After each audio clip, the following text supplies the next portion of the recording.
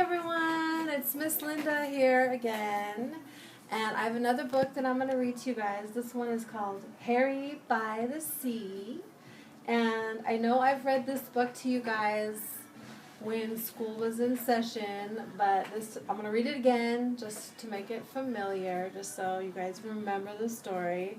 It's Harry, the little white dog with black spots. And this book is really special because this book is 55 years old. So this book was written in 1965. The story is 55 years old, but this book is actually 55 years old. This is a first copy edition.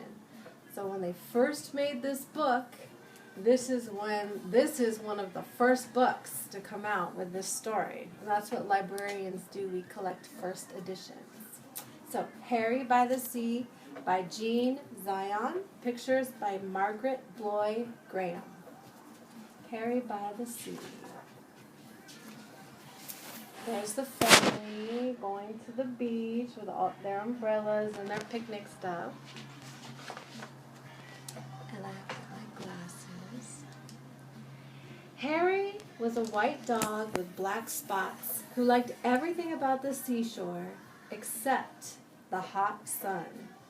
One day, when the sun was hotter than ever, Harry looked for a shady place to sit. But when he tried to get under the family's beach umbrella, it was too crowded, and the family made him leave.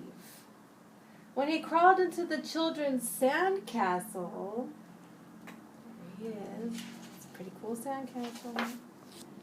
The walls fell in, and the children chased him away. When he walked in the shade that a fat lady made, she became angry and made him stop following her. "Get lost," she said. She was very annoyed. The sun was very hot, and Harry had walked a long way from the main beach. He was tired, so he sat down at the water's edge. All of a sudden, a big wave came crashing from behind and crashed right on top of him. Whoosh! When the wave rolled back, Harry was left floating in the water. He was completely covered with seaweed. He didn't look like a dog anymore. He looked like something from the bottom of the sea. Suddenly, a lady saw him floating toward her. "Help! Help!" she shrieked. "It's a sea monster!" The lifeguard heard her and blew his whistle. "Everybody out!" he shouted. "Everybody out!" They're wearing bathing caps to cover their hair, to keep the salt water out of their hair. Everyone ran out of the water, and so did Harry. He was still covered with cold, wet seaweed. It made him feel cool and comfortable, and now he didn't mind the hot sun at all. He felt so good, he started running back to his family. On his way, some people saw him. "It's a sea serpent!" one of them screamed. "It's a giant sandworm!" shrieked another. Harry had water in his ears and could hardly hear them. He kept on running toward the main beach. He does look like a sea creature. When he got there, Harry stopped and stared. Instead of just his family's umbrella, now there were hundreds of them. They were all striped, just like his family's. Harry couldn't tell one umbrella from another. Suddenly, 2 beach attendants saw him. "Holy smoke!" one of them gasped. "What's that?" "It's a bushy-backed sea slug!" exclaimed the other. They whispered for a moment. Then they ran.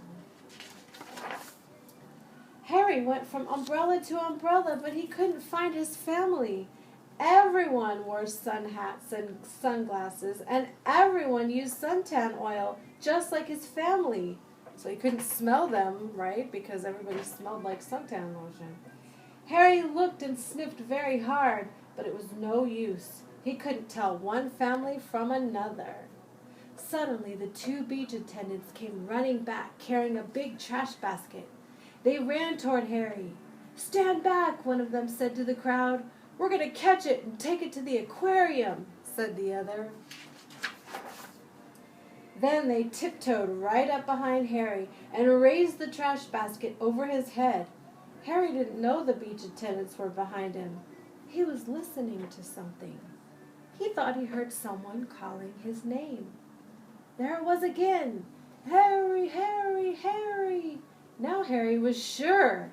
He didn't wait another second. Just as the basket came down,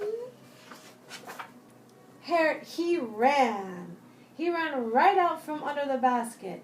It happened so fast, the beach attendants just stood there with their mouths open. As he raced through the crowd, some people screamed, and some people ran, and some people did both. But Harry paid no attention. He kept on running across the beach. When he got to the hot dog stand, he stopped and barked happily. Behind the counter, the hot dog man was shouting. It was his voice that Harry had heard. But Harry had water in his ears and couldn't hear very well.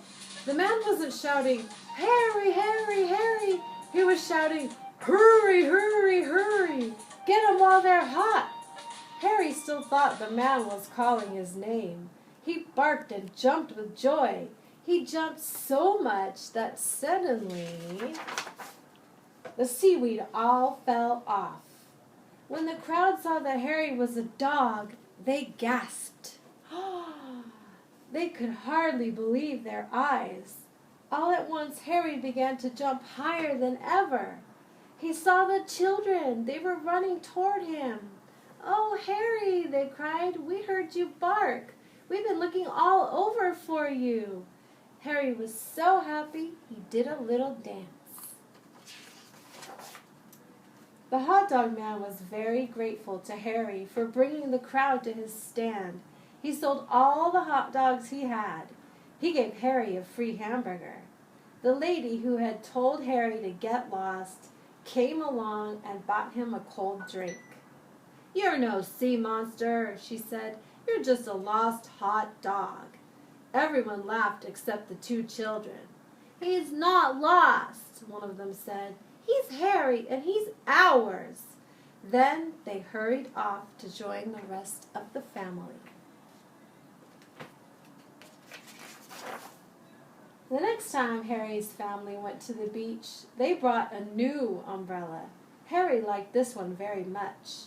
It was white with black spots. No matter how crowded the beach became, it was easy to find them. But best of all, it was big, and when the sun got very hot, there was room underneath for them all. Thank you very much for listening to the story. The end. And I will see you later. Thank you. Bye.